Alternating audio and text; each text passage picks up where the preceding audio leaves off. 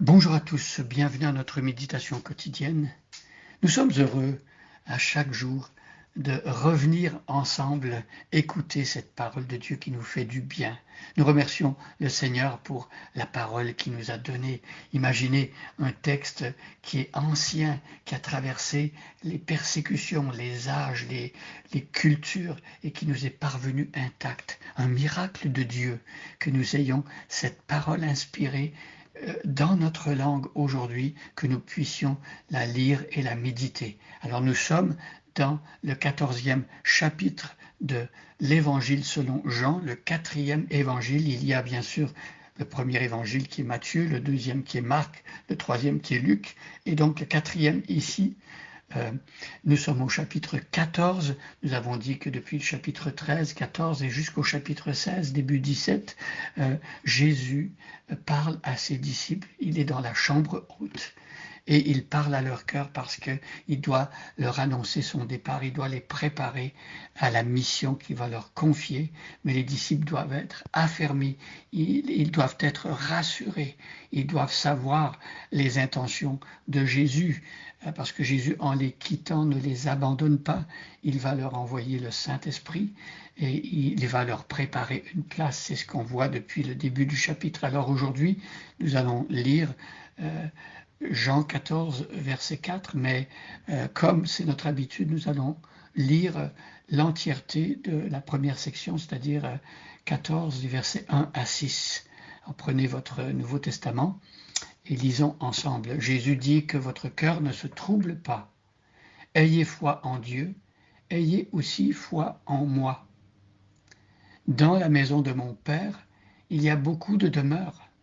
Si ce n'était pas vrai, je vous l'aurais dit. En effet, je vais vous préparer une place.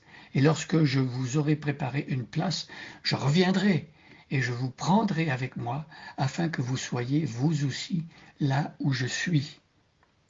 Mais vous en connaissez le chemin. Alors Thomas lui dit, mais Seigneur, nous ne savons même pas où tu vas. Comment pourrions-nous savoir par quel chemin on y parvient? Je suis moi, le chemin, répondit Jésus, la vérité et la vie. Personne ne va au Père sans passer par moi. Alors verset 4. Mais vous en connaissez le chemin. Alors le Seigneur leur dit qu'il va vers son Père, il va préparer une place aux disciples et il va revenir un jour, il va prendre tous ceux qui sont vraiment chrétiens, qui lui appartiennent avec lui et tous les chrétiens, tous les sauvés, tous les élus de Dieu, ceux qui forment l'Église, le peuple de Dieu, la vraie Église, aucun d'entre eux ne sera laissé derrière. Chacun aura sa place dans la présence de Dieu, n'est-ce pas une bonne nouvelle? Et là, Jésus leur dit, il anticipe sans doute la question des disciples, ce que les disciples doivent avoir dans leur cœur, mais vous en connaissez le chemin. Alors peut-être que certains disciples se disaient, mais c'est où justement cette demeure? C'est où que Jésus va exactement? Et comment nous, on peut y aller si Jésus nous dit qu'on sera avec lui? Comment est-ce qu'on va pouvoir parvenir à cet endroit où Jésus va nous préparer une place? Eh bien, il semblerait ici, dans les propos de Jésus, que Jésus leur ait déjà expliqué cela.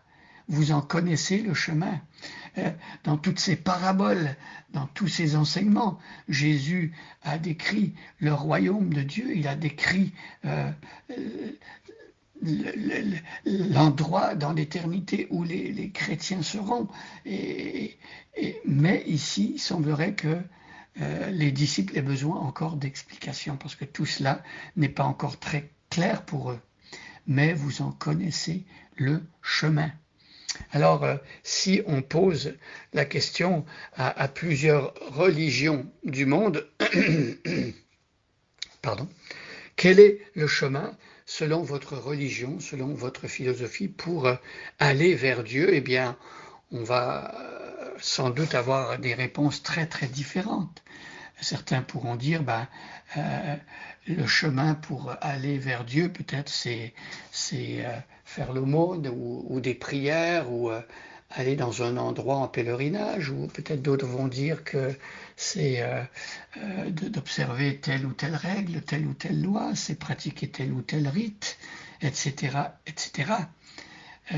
Jésus va expliquer, lui, le chemin selon la Bible, selon le Nouveau Testament, selon l'Évangile, et selon lui, le chemin qui mène vers Dieu.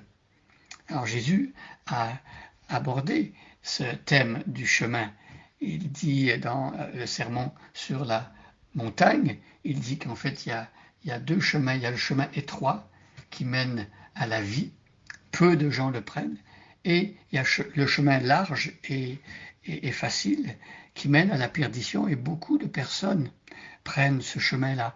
Alors Jésus nous fait comprendre que si on marche, si on vit selon les valeurs du monde, en suivant le courant que nous propose notre société, eh bien nous allons à la perdition. Il y a un proverbe qui dit « Telle voie paraît droite à un homme, mais son issue c'est la voie de la mort ».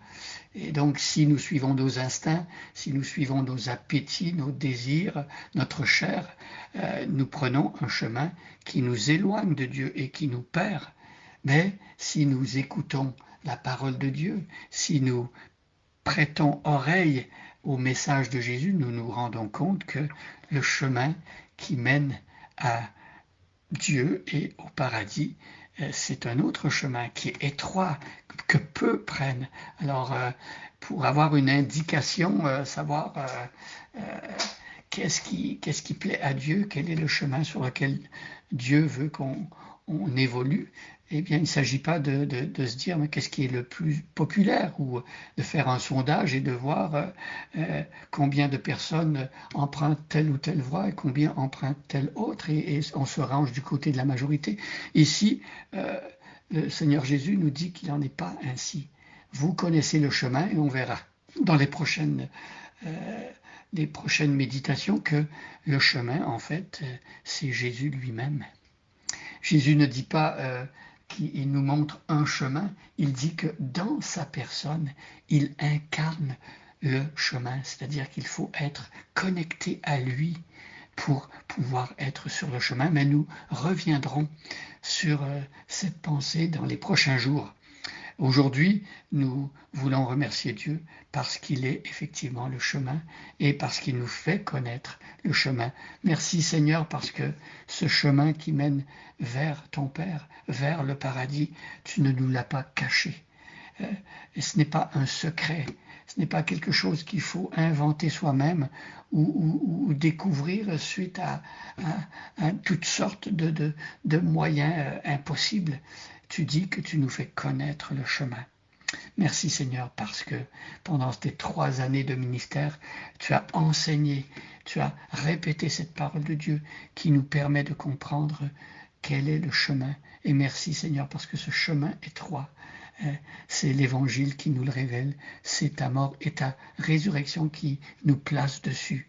Et sur ce chemin, nous sommes en sécurité, nous sommes en route vers le paradis. Et dès maintenant, il ne faut pas nécessairement attendre après la mort pour savoir quel est le chemin. Tu nous donnes de le savoir ici-bas et maintenant par ton évangile. Merci Seigneur pour cela. Au nom de Jésus, Amen. Bonne journée à chacun et à chacune, et soyez bénis.